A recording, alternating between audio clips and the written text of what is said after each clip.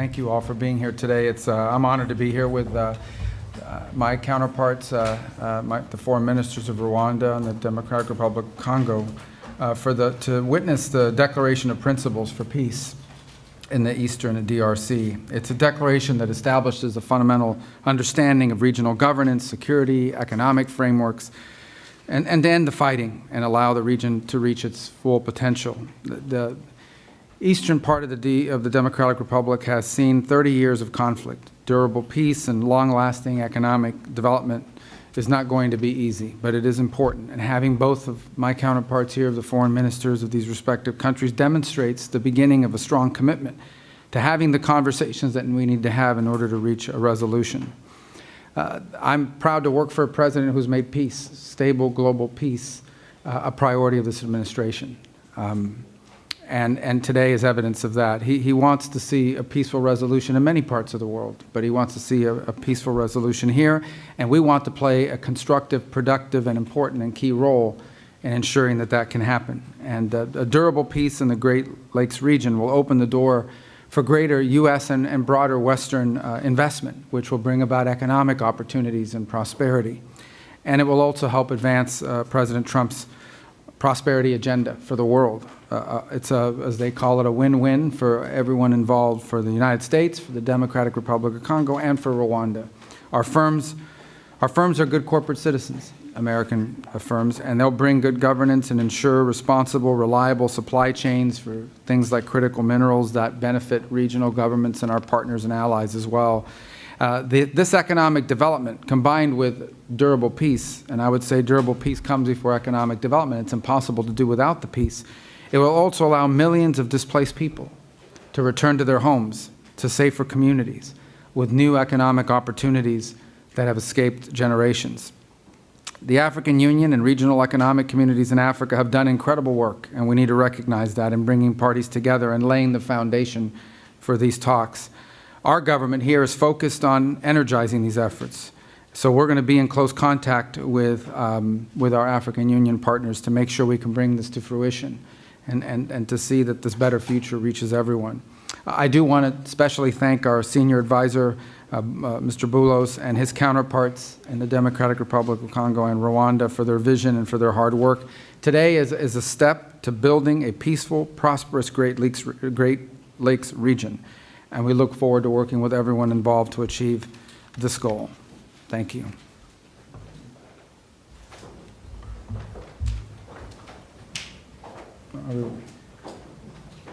Okay, perfect. Thank you. Mr. My apologies. I should have turned to no you. My apologies. I was looking. No worries. Thank you. Mr. Secretary of State, Honorable Senator Marco Rubio, His Excellency Mr. Olivier Nduhungirehe, Minister of Foreign Affairs of the Republic of Rwanda, Excellencies, distinguished guests, ladies and gentlemen, today marks not an end but a beginning, a necessary step towards peace taken with resolve and purpose. This moment carries particular weight for the Democratic Republic of the Congo. In Goma, in Bukavu, and beyond, the reality of displacement, insecurity, and hardship continues. For us, the urgency of this initiative is not theoretical, it is human. We signed this Declaration of Principles not as a symbolic gesture, but as a political commitment, a reaffirmation of principles enshrined in international law, and most recently echoed in the UN Security Council Resolution 2773, a resolution calling for the immediate, unconditional, and verifiable withdrawal of all foreign troops from sovereign territory of the DRC. We are clear in the Great Lakes region, peace must come first, followed by the rebuilding of trust, and then, only when conditions are right, the careful reopening of a path to meaningful bilateral cooperation. Too many past efforts have failed because sequencing was ignored and accountability postponed. Peace and development cannot rely only on good intentions. They must be built on responsibility, clear commitments, measurable timelines, and consequences for non-compliance. This is the only way to restore credibility, not just among states, but with the people who are waiting for peace to become real. The signature of today's Declaration of Principles heralds renewed hope. It reflects the U.S. resolve to complement and support regional and international efforts. This initiative brings accountability and draws the hard lessons from past efforts that have failed to materialize. So the good news is there is hope for peace. The real news, peace must be earned and it will require seriousness, transparency, and sincerity. We welcome the leadership of the United States of America, a country that has shown steadfast support, consistent principles, and resolve in multilateral forums, especially within the United Nations Security Council. Mr. Secretary, Senator Rubio, I would like to express our deep gratitude. Dr. Boulos, also, your extensive consultations across the region have brought nuance, depth, and humanity to this process. And your presence today underscores that diplomacy must listen, understand the lived experiences of those most affected, and seek durable solutions. The Democratic Republic of the Congo recognizes and values this engagement of the United States. We are also encouraged by US-backed initiatives that promote secure mineral value chains and inclusive economic growth. These efforts reaffirm that peace and prosperity are inseparable. Each step towards stability is a step towards dignity, jobs, and schools.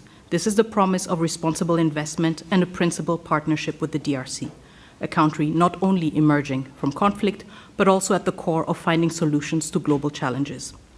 To our countrymen and women in the Democratic Republic of the Congo, especially in the East, we know you are watching this moment with concern, with hope, and yes, with doubt. And you are right to do so. You have every reason to expect more than promises. You are entitled to actions that measure up to the suffering you have endured. We draw strength from your resilience, from your commitment to justice, and from our shared, unwavering belief that our sovereignty and our territory are not negotiable. We are a nation that honors its responsibilities, and we understand that history, geography, and yes, maybe even fate has given us the neighbors we have. The borders we inherited, as confirmed by the African Union, are permanent and will never change. But beyond these lines lie histories, families, and communities that bind us together. This shared heritage calls for maturity, restraint, and the wisdom to recognize that peace is not weakness, it is strength. Once again, we stand at crossroads, with peace within reach, and we, the Democratic Republic of the Congo, are determined to move forward, building on the lessons from the past.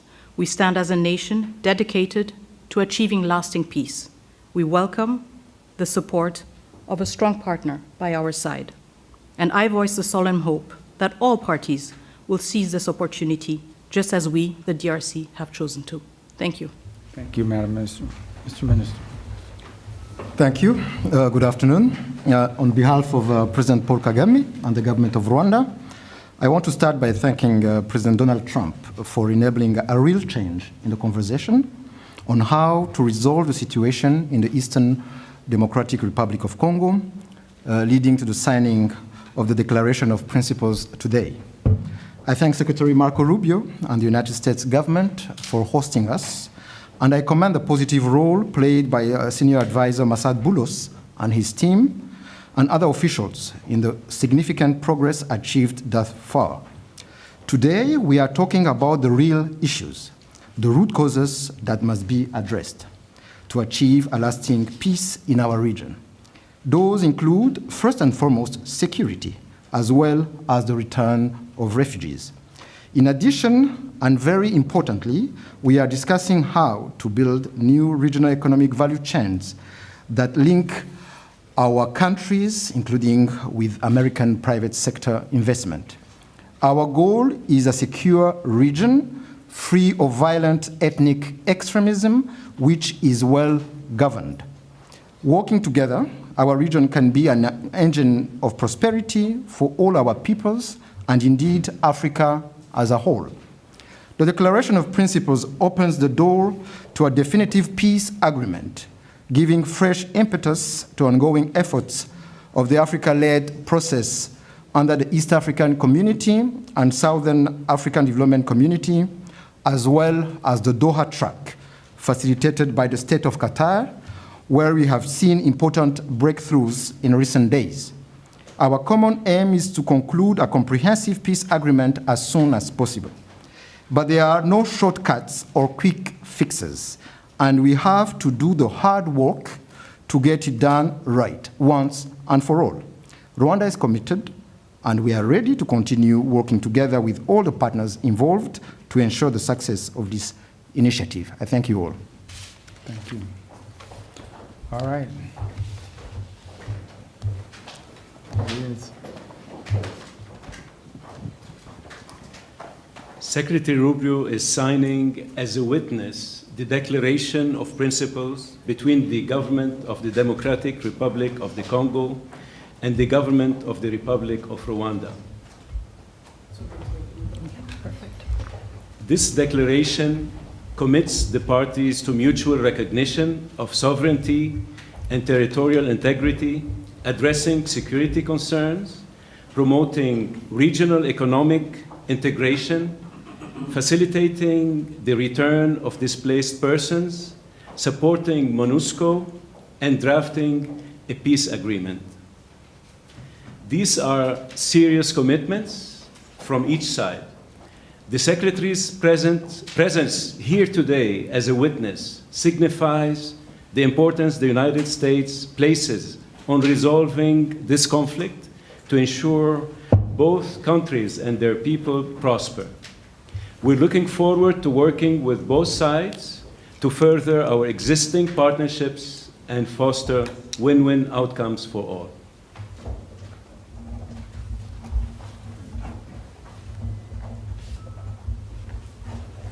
So we're going to slide them down this way. Perfect. Thank you.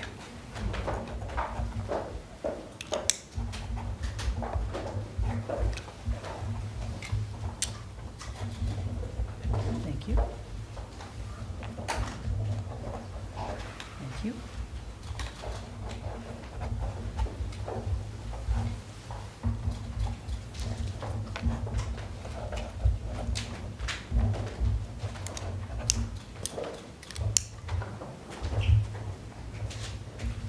Make sure you keep your pen. Good souvenir.